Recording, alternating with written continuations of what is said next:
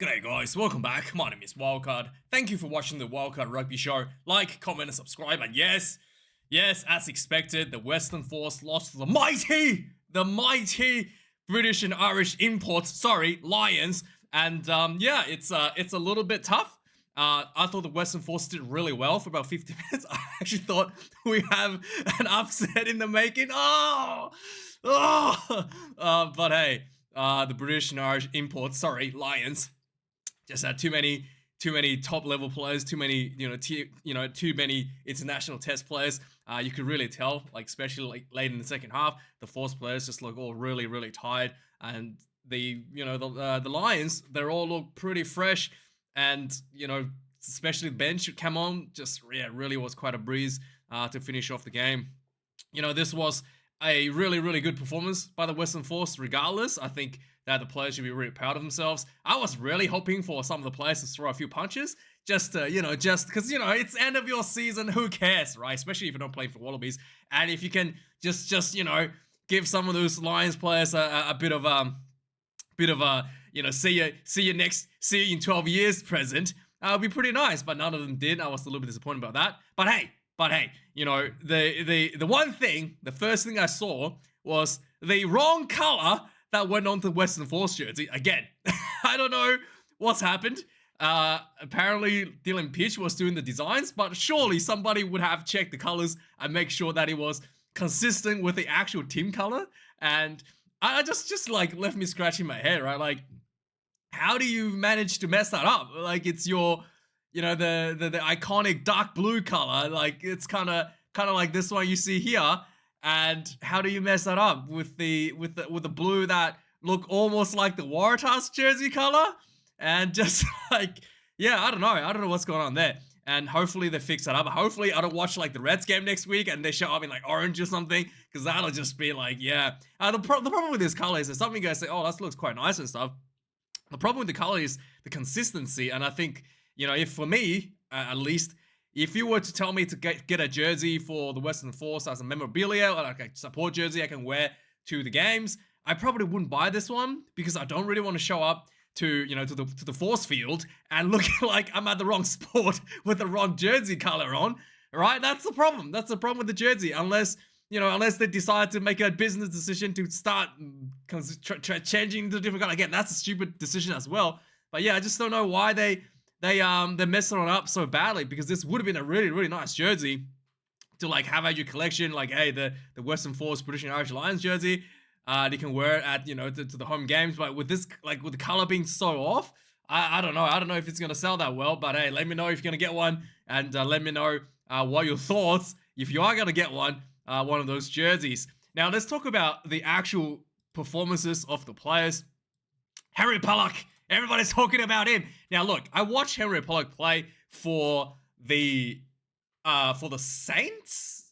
The Saints? Did he play? Yeah, he plays for the Saints at the Premiership final. I thought it was okay. Like, I didn't think too crazy of him. Like, everybody's being super hype on him. And then I saw him today. Like, he has taken another level up. I'm not sure it's because Western Force is relatively like, weaker team than, the Premiership final opposition at the Baths. So it's a different, I guess, level.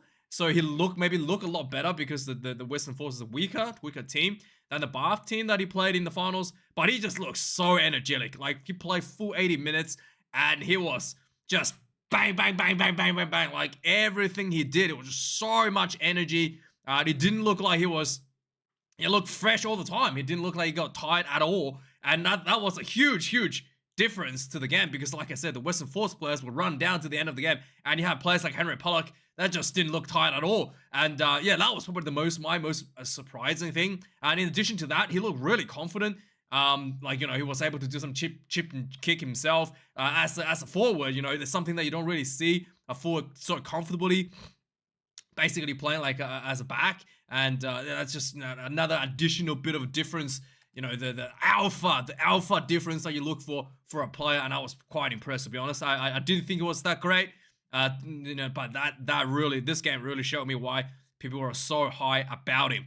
There was a moment I was saying, for the Western Force, they didn't take the 3 points. I was really happy to see that. At least they gave the fans what they came for, to see some, tough rugby. The Lions clinched up and, deflected the advancement from the Western Force to score any tries.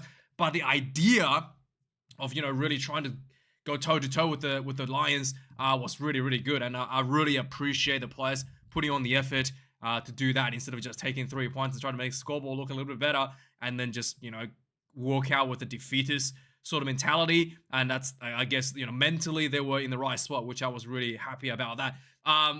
Both teams were really successful in the post-contact offloads. Western Force as well, especially around the wing where Dylan Peach was working with the players around him on the left wing really well, just like finding that gap and then getting the offload after the post contact.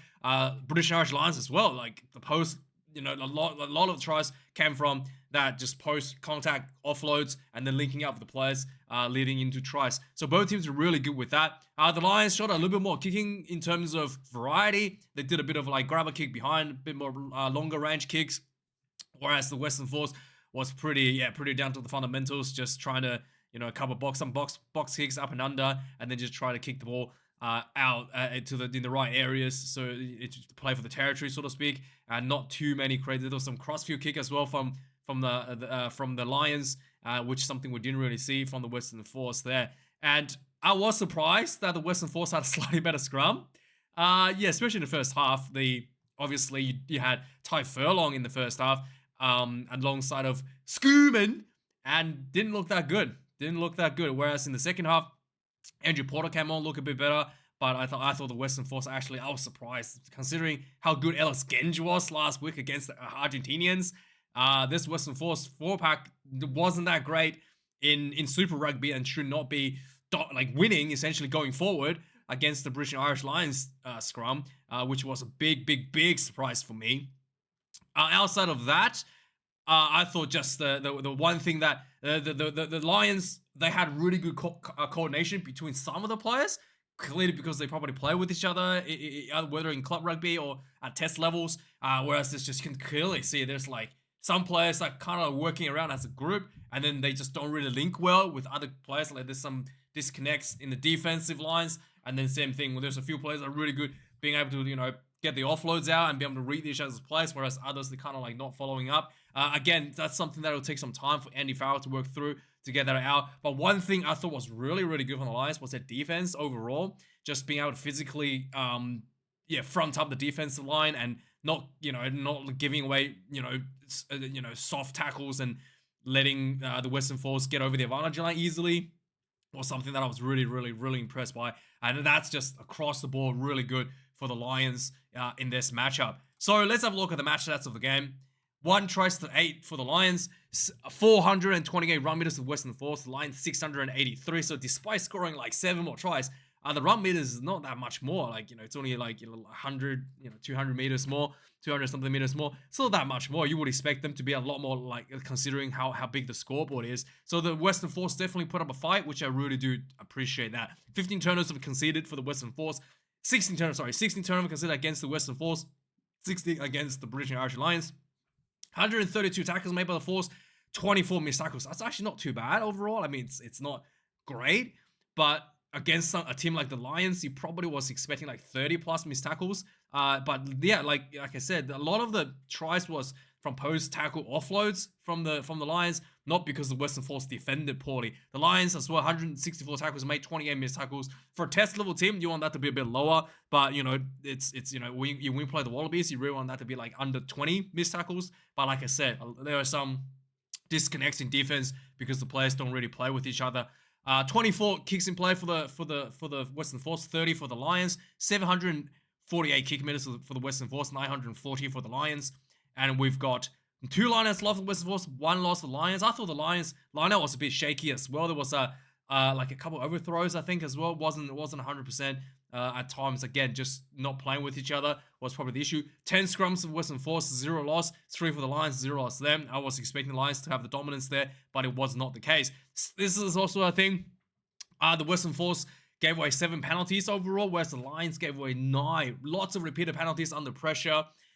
Ben O'Keefe actually issued a yellow card against Henry Pollock for what do you call it? Repeated penalties inside their own half, around their 22 area, and that's just from pressure, sustaining pressure from the Western Force, which I was really happy about. They didn't just kick 3 points and letting the opportunity to get a yellow card. I guess the yellow card came a bit later, but they just sustained that pressure to try to not let off the to not let the opportunity slip. So one yellow card for Henry Pollock, but overall the Lions, especially before the reserves came on, was really giving away quite a lot of penalties as a result of Western Force pressure. So let's do a quick recap of the point summary of the game. The Western Force, the 2 minutes in, the British and Irish Lions scores the try. They were inside the Western Force 22. There was a crossfield kick. Dan Sheehan on the sideline kind of kept the ball in field to James Lowe, and then James Lowe, as it was getting pushed out, sideline flicked the ball back in field, back to Sheehan, waiting for the try. 7 points to nil. A few minutes right from the kickoff after this try was scored, the Western Force recovered it. And then there was a lot of piling in pressure from the Western Force. Eventually, Dylan Pitch was down the sideline, got really close to the try, and then pick and go. Nick White goes in for the try. 7 points apiece. 8 minutes into the game, the Western Force had some ascendancy. They were right in front penalty. Could have kicked 3, but they said no, and I was really happy. Despite the efforts, it was they weren't able to score any points from that. But I still appreciate the mentality. 60 minutes into the game, the Lions had a nice little little short ball play. There was just some nice offloads between player, and then I think it was James Lowe, or maybe it was Mac Hansen, but anyway, it was some nice offloads between the player down the sideline, and then Thomas Williams got the ball into the corner. 14 points to 7. 35 minutes of the game, the Western Force got caught napping a little bit. The British and Irish had a penalty, and they looked like they were going to kick for the touch. And then Finn Russell took a tap instead, and then they just ran close to the try line, and Finn Russell popped the ball off the ground. Daly went in for the try. I'm not sure if they're allowed to do this, because if you indicated you're going for the touch, are you allowed to take a tap? Because I know if you indicated for the goal, if you say, hey, I'm going for 3 points, you can't take a tap anymore. You can't change it and take a tap or change it to kick for touch. Once you indicate the goal, you have to take the goal. So I'm not sure if this does not apply for if we go for the touch, but I thought it was a bit weird. Just before halftime, Henry Pollock got sent off for a yellow card for repeated penalties. Second half, there was a nice drop ball early on in the second half, 46 minutes in, and James Lowe just got the ball and got really hard to tackle. He ran through some defenders from his own half, and then again, just some nice pass back and forward, and eventually Thomas Williams goes in for the second try, 7 points to 26, and then after that, 51 minutes, there was a Gary Ringrose get a try. I can't remember what happened here, but yeah, Gary Ringrose got a try for the Lions, and after that, immediately 54 minutes, Henry Pollock got the ball. He did a little nice chipping over the top and chased the ball down himself, got the bounce, and then the ball came out.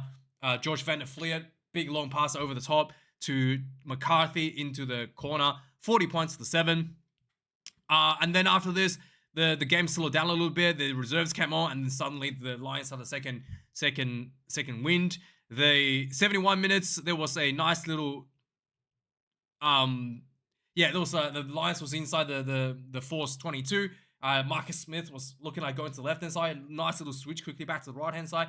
Alex Mitchell sent the ball to him, and then he found Daly through a nice gap for a try untouched. 7 points to 47. And finally, on 80th minute, Mac Hansen, nice little breakthrough and some nice hands between the players, and eventually Alex Mitchell went over for the try for the Lions. 7 points to 54. At this point, the Western Force looked exhausted.